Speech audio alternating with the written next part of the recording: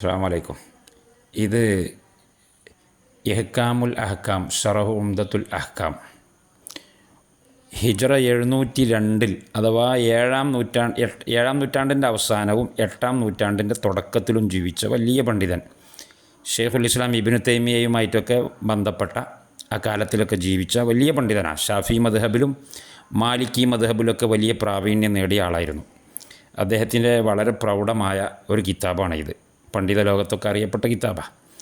ഇൽമുൽ ഹദീസും ഇൽമുൽ ഫിഖ്ഹുമാണ് ഇതിൽ പറയുന്നത്. ഈ കിതാബിൻ്റെ 208-ാമത്തെ പേജാണ് ഞാനിവിടെ വായിക്കുന്നത്. ഇതിൽ അദ്ദേഹം ഒരു ബിദ്അത്തുമായി ബന്ധപ്പെട്ട സംഗതി, സുന്നത്തും ബിദ്അത്തും ഒക്കെ ആയിട്ട് ബന്ധപ്പെട്ട സംഗതി ഇങ്ങനെ പറഞ്ഞുകൊണ്ട് ഇരിക്കുന്നതിൻ്റെ ഇടയിൽ പറയണം. ബലഗനി അന്ന ബാദൽ മാലിക്കിയത്തി മറ ഫി ലൈലത്തിൻ മിൻ ഇഹ്ദാ ലൈലത്തി റഗായിബി ആനി അല്ലത്തി ഫി റജബ് മാസത്തിലെ ആദ്യത്തെ വെള്ളിയാഴ്ച ഒരു പ്രത്യേക നിസ്കാരം തട്ടിക്കൂട്ടി ഉണ്ടാക്കിയിട്ടുണ്ടായിരുന്നു.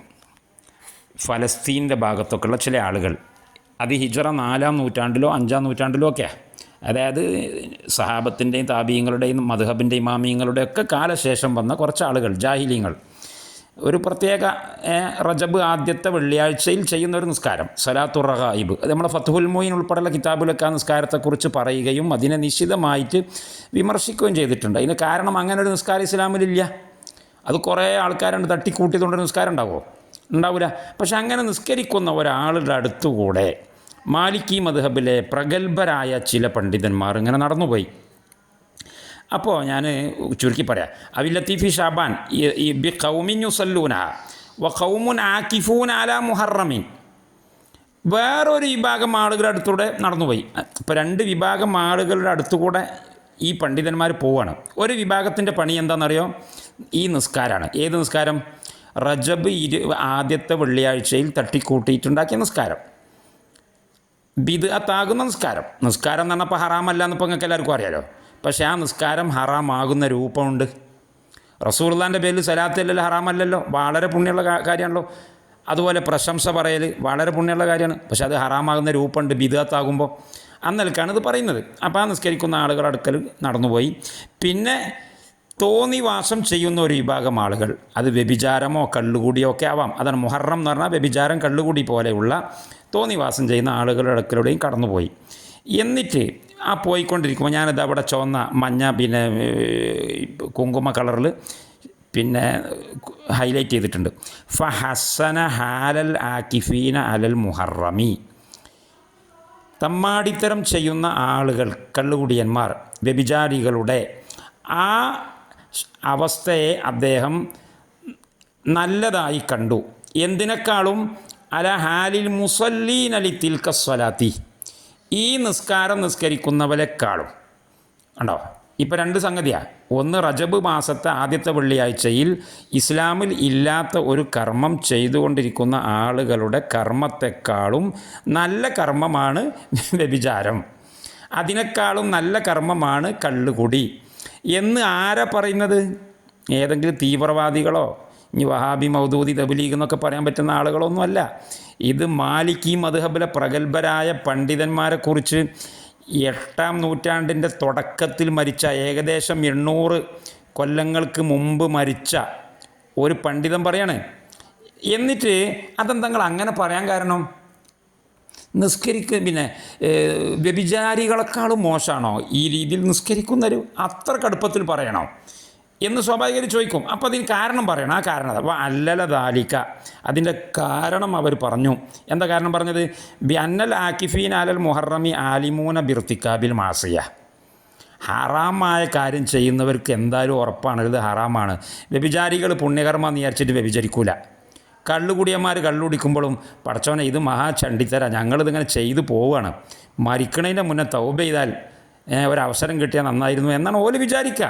അതുകൊണ്ട് ഫയുർജാ ലഹുമുൽ ഇസ്തിഗ്ഫാറു വ തൗബത്തു, അവർ തൗബ ചെയ്യാനും ഇസ്തിഗ്ഫാർ ചെയ്യാനും ഒക്കെയുള്ള സാധ്യത ധാരാളമുണ്ട്. വൽ മുസല്ലൂന ലിതിൽക സ്വലാത്തി, ഈ നിസ്കാരമായിട്ട് മുന്നോട്ട് പോകുന്ന ആൾക്കാരുണ്ടല്ലോ, ഓല് കൊല്ലം പിന്നെയും നിസ്കരിക്കാന്നല്ലാതെ ഓല് തൗബ ചെയ്യോ ഓല് ഇസ്തിഗ്ഫാർ ചെയ്യോ? ഒരിക്കലുമില്ല. ഇംതിനാഇഹ ഇൻദഹു മുഅ്തഖിദൂന അന്നഹും ഫീ ത്വാഅത്തിൻ. കാരണം ഓലിതൊരു പുണ്യകർമ്മമാണെന്ന് വിചാരിക്കുകയാണ്. വ്യഭിചാരികളെ പോലെയല്ല. വ്യഭിചാരം പുണ്യകർമ്മമാണെന്ന് വിചാരിച്ചുകൊണ്ടല്ല ചെയ്യുന്നത്. കുറ്റകൃത്യമാണ്, നമുക്ക് മരിക്കുന്നതിന് മുന്നേ തൗബ ചെയ്യണം എന്ന് വിചാരിച്ചുകൊണ്ടാണ്. എന്നാൽ ഈ നിസ്കാരക്കാരങ്ങനല്ല. ഇത് വലിയ പുണ്യമാണ്. ഇതിനെ കുറ്റം പറയുന്ന പോലൊക്കെ വഹാബിയാണ്, മൗദൂദിയാണ്. അതുകൊണ്ട് ഓൽക്ക് കുരുത്തം കിട്ടൂല എന്ന നിലക്ക് ഓല് ചെയ്യുന്നത്. അതുകൊണ്ട് ഫലാ യതൂബൂന വലാ യസ്തഗ്ഫിറൂൻ. ഓല് തൗബ ചെയ്യുകയുമില്ല, ഓല് ഇസ്തിഗ്ഫാർ ചെയ്യുകയുമില്ല. ഇത്ര കൃത്യമായിട്ട് ഇതിപ്പോൾ ഞാൻ ഒരു കിതാബെന്ന് ഉദാഹരണം പറഞ്ഞതാട്ടോ. ഒരുപാട് കിതാബുകളിൽ ഇത്തരം സംഗതികളുണ്ട്. ഇത് പണ്ഡിതന്മാരുടെ രീതിയാണ്, ഈ സ്വന്തം രീതിയല്ല. ഇത് ഖുർആനിൽ നിന്നും ഹദീസിൽ നിന്നും അതിൻ്റെ വെളിച്ചത്തിൽ അവർ സംസാരിക്കുന്നതാണ്. ഇതിനെക്കാട്ടും പരത്തി പറയുമ്പോൾ കേൾക്കുന്നവർക്കും ബുദ്ധിമുട്ടാവും. അതുകൊണ്ട് ചുരുക്കമാണ്. ഇനിയും ഇതുമായിട്ട് ബന്ധപ്പെട്ട വല്ല സംശയം ഉണ്ടെങ്കിൽ നിങ്ങൾ ചോദിക്കുകയാണെങ്കിൽ അതിന് മറുപടി ഞാൻ പറയാം.